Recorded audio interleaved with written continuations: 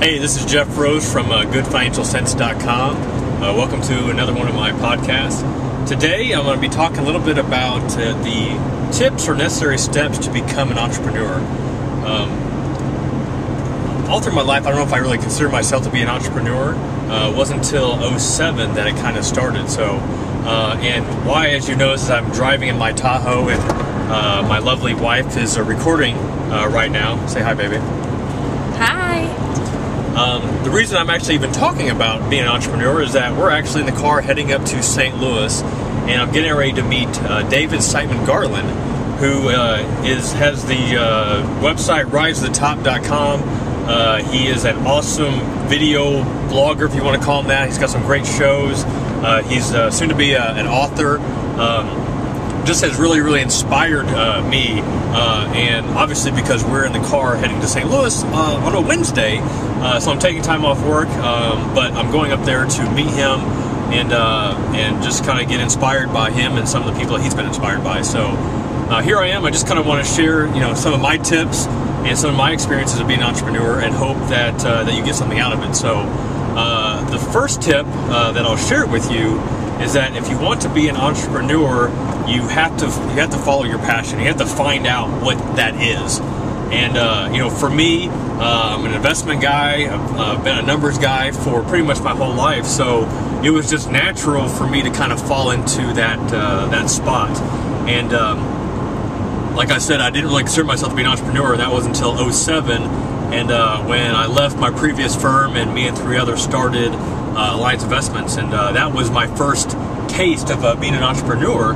And then after that, starting the blog, Good Financial Sense, and right now I'm also working on a book and some other projects. So that really gave me the entrepreneur bug, and that is my thing. So if you don't want to do finances, or numbers not your thing, then you don't need to be in my profession. You need to find out what your passion is. The words of Gary Vaynerchuk, follow your passion, just crush it. So, and you might start down a path, and maybe your passion changes. That's okay. That's the beauty of being an entrepreneur. You need to be able to shift, have agility, and move to the next thing. So, the second step that I'll say is dive right in. I have a lot of people I talk to that want to be an entrepreneur. They talk about being an entrepreneur, but that's all they do is just talk. And if you're going to do it, you can talk about it all day long, but until you actually take that first step, until you actually put yourself out there, you're never going to know what it is and if you have what it takes. And that was kind of like with us when we stepped out and started our own firm. I mean, it was a huge risk. We had a big name behind us, and we just let all that go, and we took a huge step. Now, I'm kind of lucky in the sense that I had a good client base already, but it didn't mean that they had to follow me. So that was a huge risk, and it's one of the best risks I've taken. And another risk, or another way I just put myself out there, was with the blog. I'd read an article, back in early part of 2008 about blogging and how, you need to have a blog, and I had no idea what a blog was, and I'm sure if you read that on the site, my interpretation of a blog was getting on MySpace and, hearing, like hip-hop music and looking at pictures of people. Like, I didn't get it. So I started just reading and researching and looking at blogs, and it took me months to figure it out. A lot of late nights, giving up some time on the weekends to learn the blog, master the craft, and just dove right in. And had I not done it, would still be talking about it and be talking about the blog that I'm going to start. But here it is, almost 2 years later, over 2 years later, and the blog has been an awesome thing. So first thing, follow your passion. Second thing, dive right in. Third thing is cut out the crap. And what do I mean by that is, kind of about the whole talk the talk. I was listening to this podcast, and I apologize, I give a shout out to them if I remember which one it was. But it was a consultant that was trying to set up a time with this wannabe entrepreneur. And they could never set up the time because the guy, the wannabe entrepreneur, couldn't schedule the time because he didn't want to miss Wipeout. And if you don't know, it's a show on ABC where people jump on balls and get all knocked down and do these weird obstacle courses. Kind of a funny show. But nonetheless, he could not schedule this consulting session to take him to the next level because he couldn't work out a time that didn't allow him to miss Wipeout. If you want to be an entrepreneur, you can miss Wipeout. You know, so cut out the crap. You know, if you're watching hours of reality TV per week, cut it out, drop it. You know, any other noise, just cut it out. Because if this is your dream, if this is your passion, if you really, really want to do it, then you need to focus 150%, you know, 1,050%, whatever. Put all your heart, put everything into it, and that's the way that you grow. That's the way that you build your dream, build your vision, you know, build this entrepreneurial vision that you have. So, last thing I'll say is it's all about the support system, and twofold. One of which, having an awesome spouse, significant other that's going to support you, you know, throughout the whole process. Somebody that's willing to hold a video cam while you're driving in a car is awesome. And so having that to support you and motivate you, and you know, and even sometimes, you know, maybe they second guess you a little bit, so where, hey, is that really a good idea? And you know, and maybe that's your driving force to push it harder, to push it, you know, to really show that person, yes, like this is my vision, this is my dream. You know, here's what I have. So you know, have that good support system.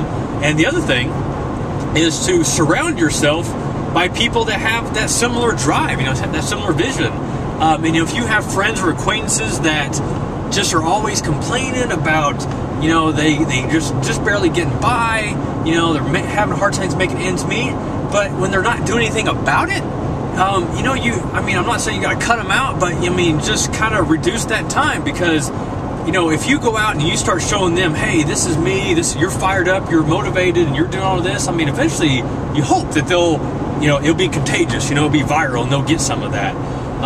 You know, so, you know, cut out some of those people in your life, and then surround yourself by people that just have that similar that vision. You know, and that's part of the reason why I'm heading up to St. Louis right now to meet David Siteman Garland. Was, you know, I met him via Twitter, and this guy just got such a huge following in a short amount of time that, you know, I'm like, this guy knows what's going on. So I'm going up there and hoping that I can get plugged in and just meet some great people that have a similar vision, have a, you know, that similar drive, that similar passion. So, you know, that's, you know, so have, you know, find those people. I had the hardest time trying to find people locally. I will say that I have found more here lately. So, you know, if you're having a hard time finding someone locally that, you know, has that same vision, that same drive, you know, head online, you know, start a blog, you know, go on Twitter, you know, find people that have similar interests that you do. And, I mean, you'll be amazed. You know, David's just one of 100 people I found, you know, online, that just have that. So, you know, that's cool to see. So, so just as a recap, if you really want to become an entrepreneur and really want to make your dream and make your vision, you know, blossom to, you know, what you see it to be, number one is, you know, find your passion, find what it is that gets you going. Because if it is your passion, you know, it will not be a job. You know, it will be a hobby, and it'll be a fun hobby. It'll be a challenging hobby, but it'll be fun. You know, number two, you know, is what was number two, babe? Dive right in. Dive right in, exactly. You know, doing the, thinking of Rodney Dangerfield and Back to School, doing the Triple Lindy. But, you know, just dive right in, and then you learn so much. You know, with blogging, I didn't know anything about it, you know, but I just said, you know what, screw it, I'm going to do it. I'm going to figure it out as I go. And sure enough, you know, it all worked out. I mean, there was a lot of trials and tribulations, but, you know, it all worked out. Number three is cut out the crap. Cut out TV, you know, cut out things that basically take away from putting the time, the energy, and the focus into your vision. And lastly is, you know, have a good support system. Or as I'll say in my future project, you know, is having a good battle buddy system. So this is Jeff Rose, Good Financial Sense. Thanks for bearing with us, and I hope you enjoyed it.